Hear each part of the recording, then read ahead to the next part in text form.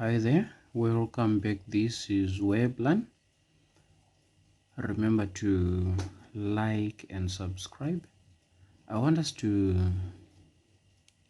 factorize this cubic function. Remember, when we are drawing the graph of a cubic function, we need to solve for x to get the x-intercepts. So with this video, I want to show you how to solve for x and determine the x-intercepts of this function, this cubic function. The first step, we use trial and error. We want to look for the first factor. So I'm starting with 1x is equal to 1. I'm substituting 1 into the whole expression.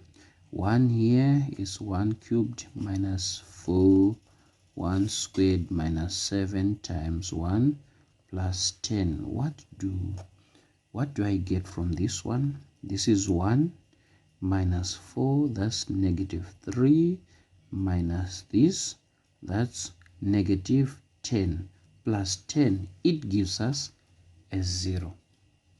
So this one gives us 0. That proves that this one gives us what we want. If we take this one to the left, we have x minus 1 is equal to 0. So this is the first factor. This is the first factor of this expression. Now we use this factor to determine the other factors of this expression. I want to start with long division. It's x minus 1, and this is okay.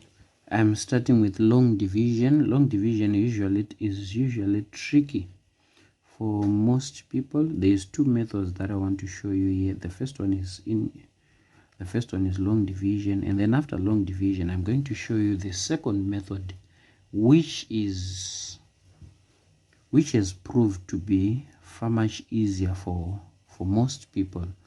All right, these are the steps that we take when we divide using long division. X goes into x cubed how many times? It's x squared, and then you multiply this by these two terms. X squared by x is x cubed, x by this one is negative x squared, and then from there we subtract.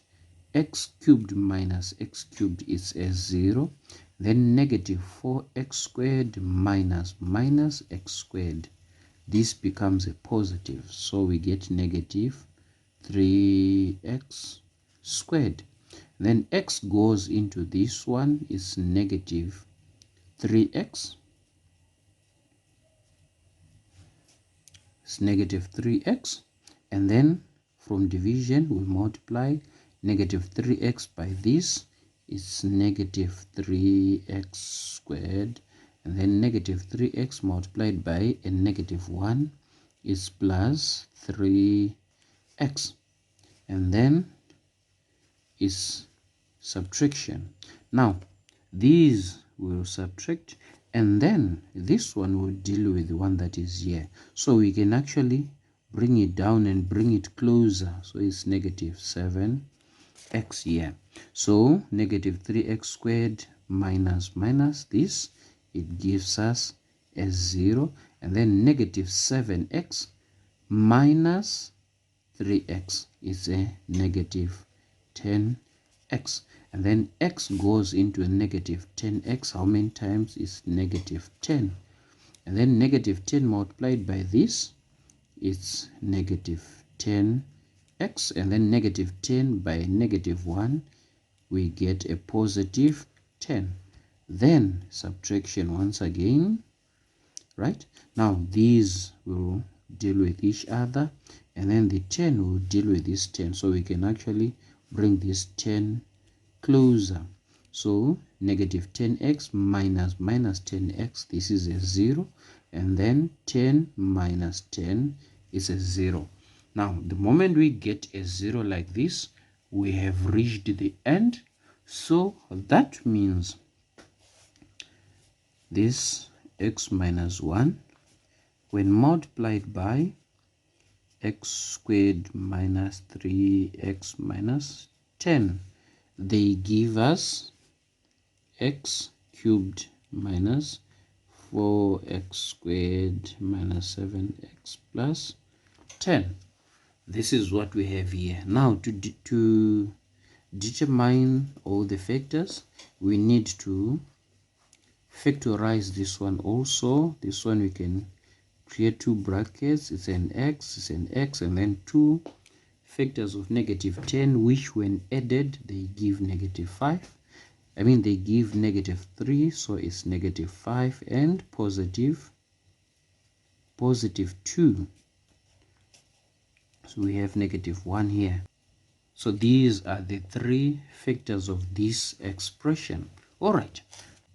Now, if we want the values of x, that is to solve this equation, it's equal to 0. Remember, we started with it being equal to 0. So we know that this bracket is equal to 0, or this bracket is equal to 0, or this bracket is equal to 0. So when x minus 1 is equal to 0, x would be equal to positive 1. When x minus 5 is equal to 0, then x will be equal to positive 5. Or when x plus 2 is equal to 0, x will be equal to negative 2. So these are the three values of x. We have used a long division here, and then let's look at the second method. We are looking at the second method, which is relatively easier. From the previous method, we saw that the first factor is x minus 1, and we are looking for the other two factors here. These two factors, we get these two factors from this quadratic equation, ax squared plus bx plus c, which when multiplied by this, they give our original function. So what we are looking for here is the value of a, the value of b, and the value of c. We took the coefficients of this expression, so it's 1, negative 4, negative 7, and the constant 10. We want to divide this. Okay, we are making use of 1. So what we do here is, the first step, you always start with a 0, and then these two lines, you add them. This and what we have in the second line, we add them.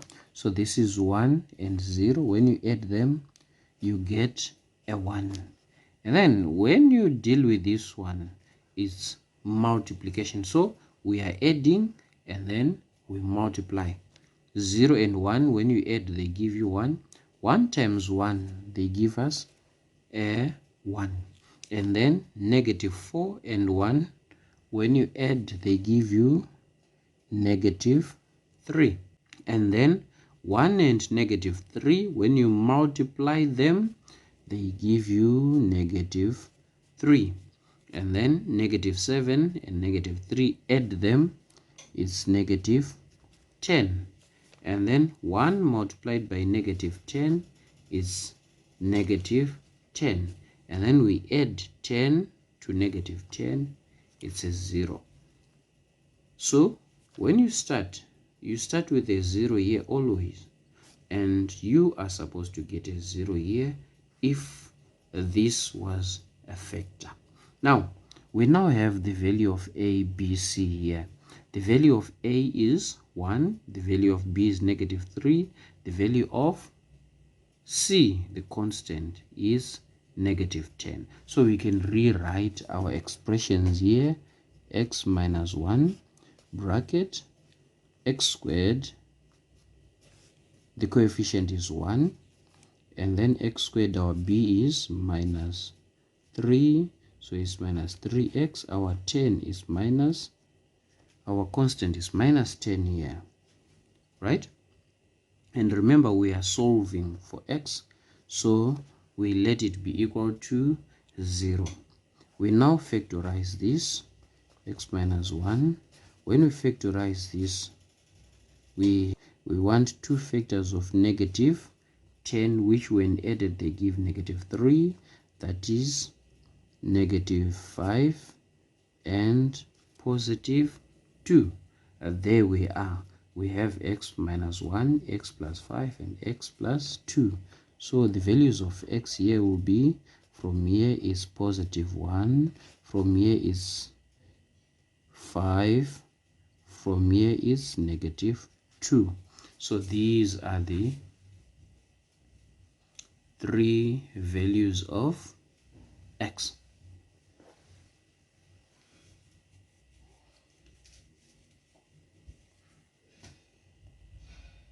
Enjoy.